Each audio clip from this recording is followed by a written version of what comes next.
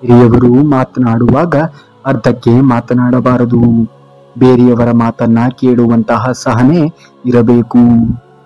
ನಿಮ್ಮ ಮಾತಿನ ಅಗತ್ಯ ಅನಿವಾರ್ಯ ಇದ್ದರೆ ಮಾತ್ರ ಮಾತನಾಡಬೇಕು.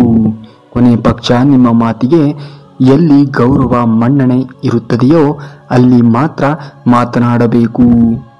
ವ್ಯಕ್ತಿಗತ ಟೀಕೆ ನಿಂದನೆ ಸಲ್ಲದು. ಆಡುವ ಮಾತು ಬೇರೆಯವರನ್ನ ನೋಯಿಸದಂತೆ ಇರಬೇಕು. ಮಾತನಾಡುವಾಗ ಸಮಯ ಪ್ರಜ್ಞೆ ಅವಶ್ಯಕ. ಸಂದರ್ಭಕ್ಕೆ ತಕ್ಕಂತೆ ಮಾತನಾಡಬೇಕು.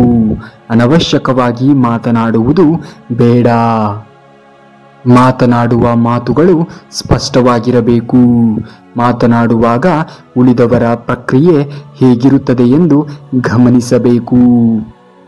ಮುಖ ಗಂಟಾಕಿ ಮಾತನಾಡಬಾರದು ಮತ್ತು ವಾದ ಮಾಡುವಂತಿರಬಾರದು. ಮಾತಿನಲ್ಲಿ ಅಹಂ ಇರಬಾರದು. ಮಾತನಾಡುವಾಗ ಸಂಕುಚಿತ ಮನೋಭಾವನೆ ಬಿಟ್ಟು ಹೃದಯ ಶ್ರೀಮಂತಿಕೆಯನ್ನ ತೋರಿಸಬೇಕು.